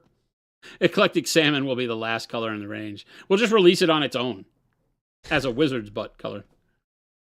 Wouldn't that be funny if Wizard's Butt was the last slot on the rack and that retailers could buy it and never knew what they were going to get? They just have a fun little slot called Wizard's Butt. At the very last slot on the rack was Wizard's Butt. And it was always different. I think that's a good idea. That would be funny. We may do that. I don't promise anything. Is it possible to make a paint that's outside of our visual range? I mean, somebody would have to make, you know, the pigment that only responded to like stuff out of the UV spec. I don't know. Maybe. Why would you do that? How would they know? I guess they could look at it under some sort of different oscilloscope and see what wavelength it did, but I don't know. Oh, there's thousands of Pantone colors. Our Pantone color wheels or color, what are they, swatch for graphic rings systems, it's are like just too much. There's like 1, 2, 3, 4, 5, 6, 7, 8, 9. I think there's 10 colors per page, and there's hundreds of pages. There's like, it's in the 9,000s, I believe, for graphic systems. Dark and visible. It is up there. Dark and visible. When it comes to paint line, seems like some colors will be more popular than others, no matter what. TK. Oh, yeah. Yep. Yeah, we have our biggest sellers, and then ones that... The nice thing with Pro Acryl is that while there are colors that don't sell much in terms of nothing sells much in terms of pairing it up against titanium white. But there are colors that sell steadily, and we don't have any that don't. Right? So we haven't ever had to look and say, well, that color could be thrown away. Nah. You're hearing Chris is being a quitter? For the Pantone things? Absolutely. I don't think we're going to have 9,000 plus colors. Blood Walrus, the 14 paints that I'm discussing about mixing are not for the normal Pro Acryl range. So I don't know that that's a thing. I'm not in control of all of that. That's all I'll give you on those. A fun fact about those Pantone books, it's like thousands of dollars to get them, and you're supposed to replace those books every 3 years. Yeah, definitely. Yep, they always tell us, hey, they're on sale. I'm like, I have them. For companies that are trying to keep up with what's going on in the coatings world and in the color space, then that's important. For us, it doesn't matter because we mix our paints the old-fashioned way. We take raw pigment, mix it, into colors we like. And the only thing we use the Pantone books for is so somebody can say, hey, it's something like Pantone 37CU. And we'll go look at 37CU, and then I'll go, oh, that looks like it's these colors mixed, and blah, blah, blah, blah, blah. So it's frustrating for some people working with us because they just want to give us hex codes for colors and say, hey, this would be great. And I'm like, okay, you can send it to me, but all I'm going to do is deconstruct it into pigment again. Right? Yeah, plus we do that to try to get as much accuracy on graphics and stuff like that for, the videos and such, because it's all different. Cameras pick up different different color profiles. That's just how they work. Graphics are the same thing. It's so hard to actually get the proper ones. And then if you have a crappy monitor, then there's no helping you. So we got to get as close as possible. But doing all Pantones, that's insane. Yeah, not going to happen. Not going to happen. Not what I'm here for. Dance, monkey dance. Pickiest customers ever. We appreciate it. You buy a paint guy that showed what Pro colors to use for all Warhammer armies and all the D&D creatures? I mean, that sounds like a hell of a job. How would you even do that? All the D&D creatures. How big is that list nowadays?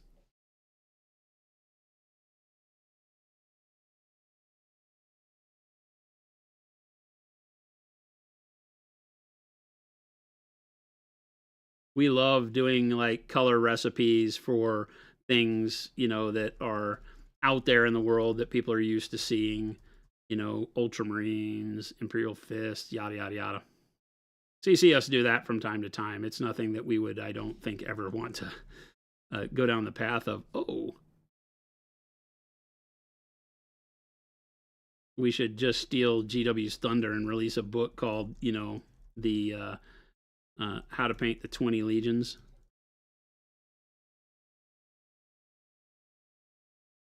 And just get ahead of them on it. Agrippa says, have you considered a color like old P3's coal black, a super dark teal blue mix? I mean, you have Dark Sea Ben that I think is better. I would use Dark Sea Ben any place you would do that.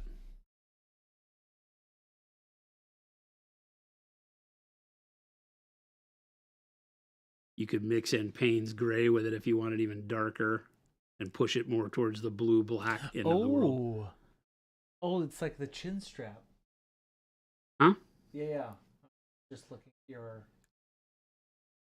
the underneath her chin. It's like a head wrap. It's like a cloth wrap. Like if she took the helm or whatever off, she has this wrap that is like gauze or heavy fabric, very mummy-like, that covers her eyes, covers her whole head, almost like she was a surgical patient.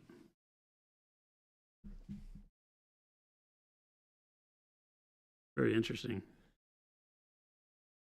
There's like four or five different heads for this model when you print it, and this was the one that spoke to me the most. There was another one that was really cool, but it was more like demonic skull vibe everywhere, and I was like, I like this one. This one also has skulls on it, but it has just a more unique feel to it. Gesundheit, Christopher.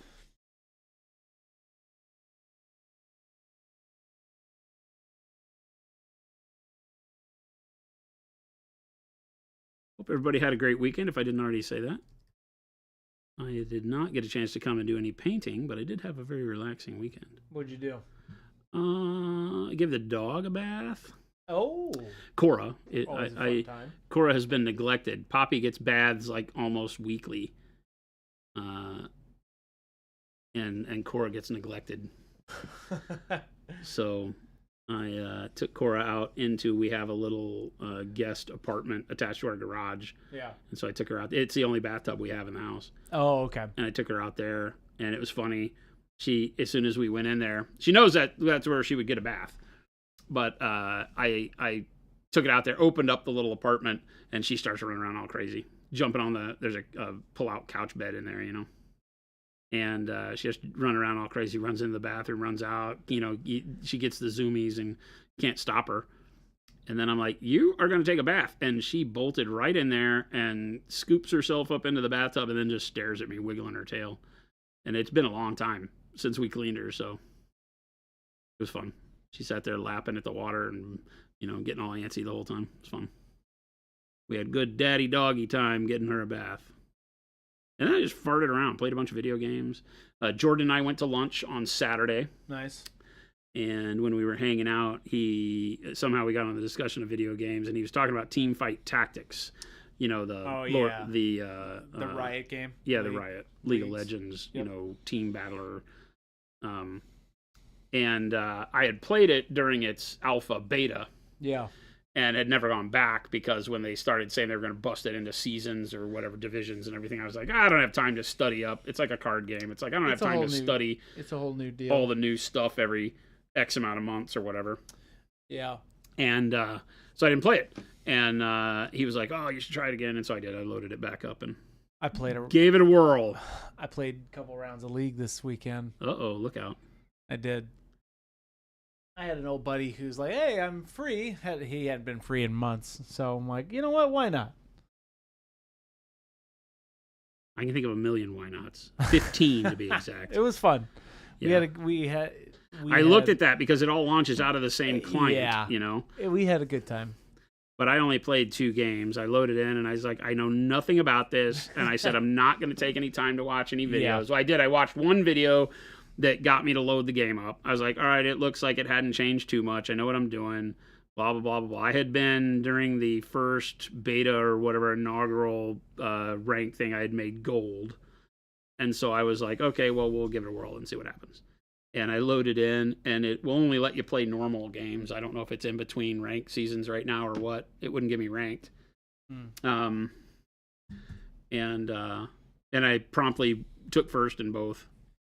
I got excited, sent Jordan a screenshot of my, look, I won 2 games right in a row. Killjoy saying, "Are you using a retarder? You seem to paint a long time without your brush drying out." No, it's all nothing but a little bit of water on the brush. I don't use any mix-ins at all. Mix-ins or fix-ins? No mix-ins or fix-ins. This is just a little bit of water on the brush, enough to keep the paint flowing, and then I can stretch it for quite a while. Our paints, Procryl in general, has a longer open time, so you get a little bit more workability from it. But it's not like Silver Bullet or anything. I normally don't even think about it. But yeah, I can without having to go back to the palette, paint for a long time. And I don't use a wet palette. I just use a dry palette, piece of palette paper or the glass that's down here. So no tricks, just good paint. Again, it's funny because we call it Procryl, and so some people are like, "Can I use it even though I'm a beginner?" I'm like, "Hell yeah!" The idea is that great tools make everybody feel better about their art in our world, and so we focus on making really great tools, and that's all this is. It's just a great tool, so you don't feel like you're gumming up the works. This is very fine detail that we're painting, and you never feel like you're going to obscure the detail with our paint. None of that, and it lasts for quite a while. And we're in Arizona where it's ultra dry, too. It's a little bit more humid today because we've had some rain. So I'm lying to you today. But normally it's very dry. I think our average humidity here is like 7%. Or under. To give you an idea. We don't do humidity here. So paint, especially acrylic paint, tends to want to dry really quick.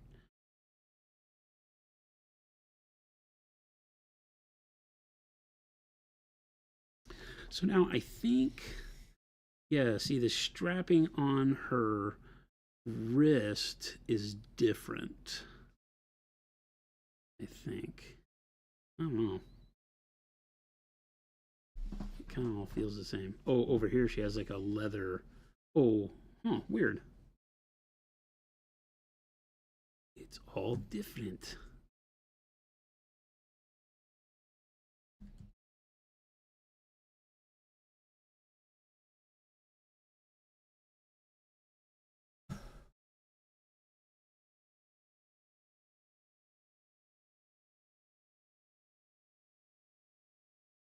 I'm going to consider that to be all the same. Ohio is like 99%. It's like walking through water all day, every day.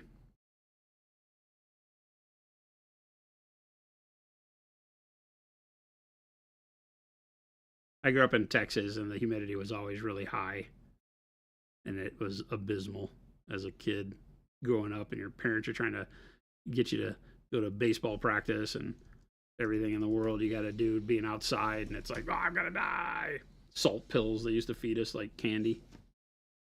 You wouldn't die, and it's humid and sweating. Super Duper John, I just linked you his thumb palette video. That'll take you right to the YouTube channel. Was he asking why I use my thumb? No, he was just asking, by chance, you know where the video is using the thumb palette? And I just sent him that one. Nice. Nice. Those nice little bits are good for us to have as I'm compiling them so that I can get them to you guys quickly. So if you're looking for a video in particular, I can always link you that. Mathis is asking when is Monument start offering a Jason thumb palette on the web store? Oh, I see. That we've seen the prototype on stream. Mathis has been around long enough. He's seen you. Do you remember, Mathis, when I was going to make a thumb palette? You remember that? You were around back then. It's been forever. I think that product predated the paint. And we just could never get a partner that could make my dream come true with it. I should revisit that. I always felt like I had something fun. I don't know that it was actually fun. It was probably more like a joke product now, like the Paint Liquor 9000. But we could have some fun with it.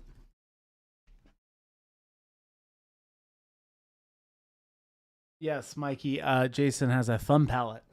He uses a thumb palette. Called my thumb. It's kind of a consistency thing, right? Yes. How would you categorize your thumb palette, essentially? It's a way to test for consistency and opacity. Those are the two fundamental things that you have to control on the brush before going to the model. So, right. So the two things that I'm trying to do when I'm not base coating, right now I'm base coating, so you don't see me using it. But whenever I start layering up paint, I always want to make sure, number one, because if I just load my paint up with a little bit of water, go get some paint. If I wanted to paint this as a detail, I would have too much paint. I mean, you can see there's like a shiny glob of paint there on the tip of the brush, right? Yeah. So I would come over here and take a bunch of that paint off. And when I start getting most of the paint off, I can actually see the actual opacity of the paint. See, I can still see some of the magenta and the warm flesh through there. So I know that that's kind of semi-opaque. And then I could come back over here and use that as not really a glaze. It's not that translucent, but it would allow some color to show through. So I know two things. I know I have the right amount of liquid on the brush because I checked that and I got rid of all the excess on my thumb. And then I know how much I'm going to be able to see through the paint because I'm constantly evaluating how the part that I've removed from the brush looks over all the other paint that I've painted before. That make sense? Mm-hmm. Because opacity, key. You always need to be able to judge the opacity of the paint you're about to paint with, or you're going to wind up layering too much, spending way too much time to get a job done that you could have done 10 times quicker. Okay? Sugar Rush. What's Monument's current end game? What happens when Jason retires?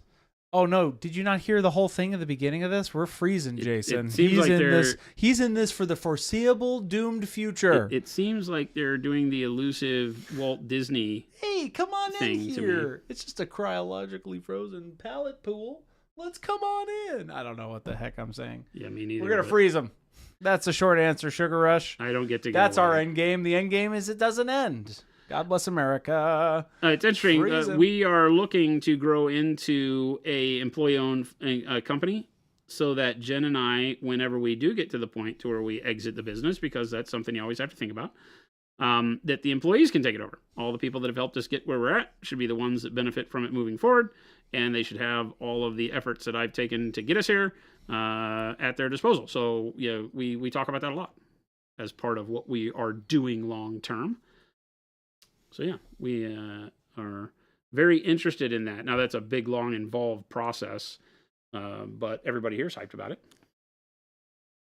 We talk about it a lot. I think that's it, right? I think that's all Oh, there's probably some on this side that I can't see back behind the ear. But yeah, the team around here, Chris included, they are part of the decision making and planning. It's not just me being crazy in a room by myself. They all kind of rope me in and make it happen. And so at the end of the day, there becomes a point where they do most of it. I do all the product development currently, but we have new people on staff and current people who are starting to learn my process and the way I think and why I do it.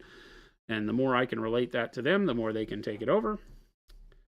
To the point where eventually I just sit around and paint on stream. They don't get to get rid of me that easy. So when Jason retires, You got to watch Chris paint. No. We're going to make Jason do this till he can't stand, chat. Isn't that right, Jason? Whatever you say, Chris. I feel like that'll be the... Tim says he's waiting on the Monument trucking fleet. I don't know that that's a thing we're trying to get into, is being a logistics company. Trucking. I don't know about that. Yeah, I don't know if Chris is going to catch on either, actually. But What are you talking about? Was the severed head on here modeled after me? Rude, but maybe. Oh, okay. Not that we're looking at it this way. Rude, but maybe. Could you? When I had long hair, I've never been able to grow my beard that long. Could you just paint it like you, for fun? Could you paint that head like you? Like an undead version. Sure, that'd be kind of fun. It's up to you. I guess it really needs to have something that's more indicative of me, because it doesn't have eyes; they're all lolled up. But that's true. That's a good point. So it's kind of weird. It would need tattoos or something to really be me. You big enough to be sponsored NASCAR? Yes, Spaznat. That is on our short list of things to do. Is sponsor NASCAR. Could you imagine? The severed head. Yeah, it's like she's yanked it up very quickly and forced it outward because it's flowing behind him. It's almost kind of like. So it's like she's going shook, and we've caught her right at the point where the hair's flipping out. So that's the way I look at it. But yeah, if she was just holding it there, it would be draped down. Like, I think they probably sculpted it that way, and they said that's boring, so make it look like she just threw it towards you. That would be my guess. Yeah, Jason is. We're gonna be, once it becomes employee owned, that's when I can start making my tree idea happen. Yeah.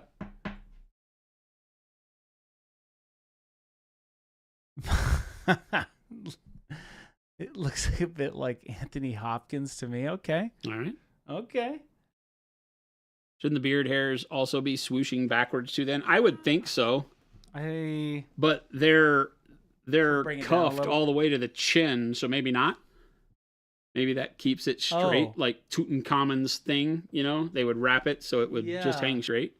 I don't know. Yeah, it's, come on, don't mess with my fantasy bringing all your reality into it. But yes, I agree with you. That's a little weird. It's a little bit weird. I think I'm going to start just kind of basing color around. Oh, geez, it's 350. It is. But I think I'm going to start kind of basing some color around to get an idea of what I want to do, because I'm finding this model to be very difficult to... where to start? To find a starting point, right? Okay. Because there's so much stuff layered, and once it really threw me when we found that the chest area is not skin, right? So I'm working around that. I'm flummoxed on what I want to do to make all these colors interact together in a way that I'm comfortable with. So I'm going to paint a lot of these browns on here. You got to do the leather? So the leather just bits? Get some base coats guiding me. Because right now we've got some metal areas too, like on the breastplate, that is the actual like brassiere, bust area. It has some metal, and I don't know what I want to do with that metal. I think a lot of people that get this bust will paint what I'm painting right now as skin, and they would be wrong. There's no level change from that to this flap on the outside by the underarm, and this flap stands proud of the skin surface by a hefty amount. So this is a pretty thick piece of leather that then goes down into this banded area down here.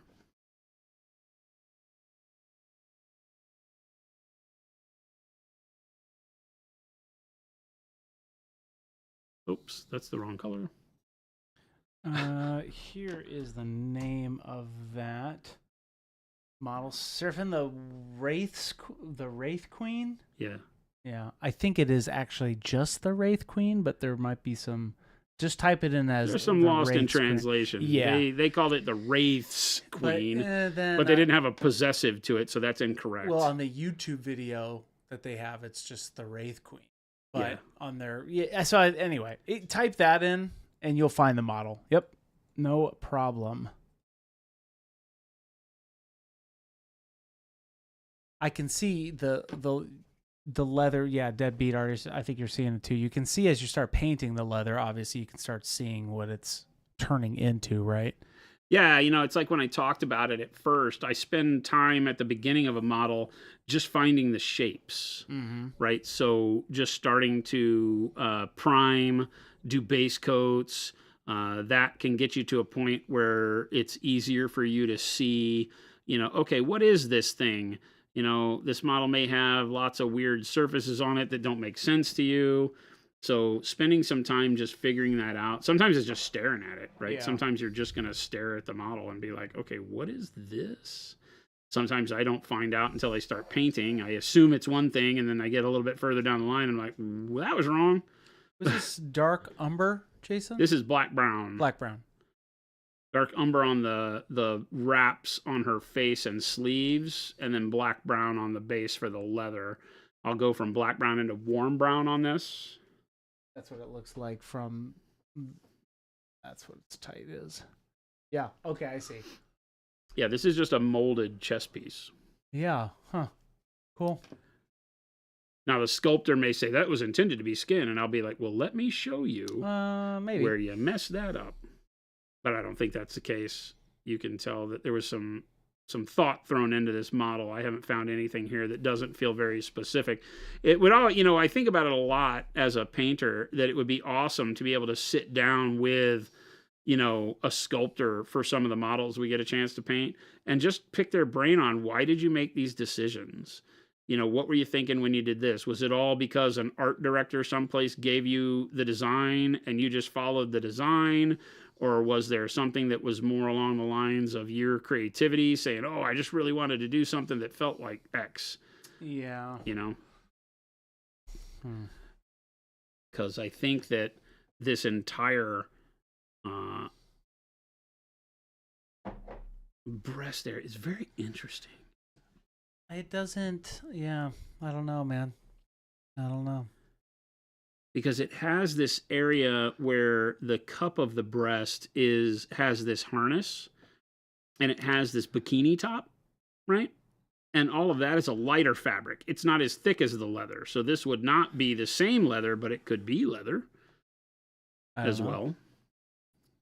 So that's interesting. Killjoy's asking, are you going to sell a paint rock that fits your bottles? Nah, we used to. It was a major hassle. The world of Etsy and hobbyists that make their own 3D printed racks is where we kind of defer to nowadays. We made racks for years, and then we took them away. And I know a lot of people hated that, but the shipping and everything on them is so ludicrous because the weight of like MDF and all of that. And there are a lot of people out there that make really good 3D print. I mean, the one that we use here in the studio, we bought off of Etsy. It's really good, actually, for this, but we're going to need another one. So I think all of this is leather. Like the whole thing? All of this Yeah. Oh. is the same molded leather as her breast area. And then it has this metal part? You have to, it's funny because I look at models and I think of intent, and I look at the sculpt, and I look at, okay, how did he sculpt, he or she, I don't know who sculpted this one, but how did the sculptor do edges where different materials come together? Because here it's very soft. Yeah. Like the flared edge of these belly panels doesn't have a distinct line between it, because it looks like this could almost be like a metal trim, but it's not. It literally blends right into the rest of it. I did it again. I grabbed the damn dark umber. Oh. There, I put them right next to each other. It's like okay. brown and browner. So I think I'm painting this as if it's all just molded leather, because it doesn't have sharp lines between where one part of it starts and another stops. So I'm going to go with yes, this is the same thing. It's very doable. Layered leather like this is very doable. Did I just do it again? Am I an idiot? Don't answer that, chat. No, I don't think they're mold lines, Mathis. I think they're just interesting. What's that? Mathis says, those are mold lines that Jason forgot to clean up. Whoa, whoa, whoa. I don't think so. Whoa, whoa, whoa, whoa, whoa. You know better than that. Wow. Jason, it is 3:57. I don't care, Chris. Well, I don't know what to tell you. Time flies when you're having fun. It does, actually. You And spent all trying to that figure time out- showing off the new paints today. Well, If you weren't here earlier, you missed it. That's on you. That's called rewinding in the technical space.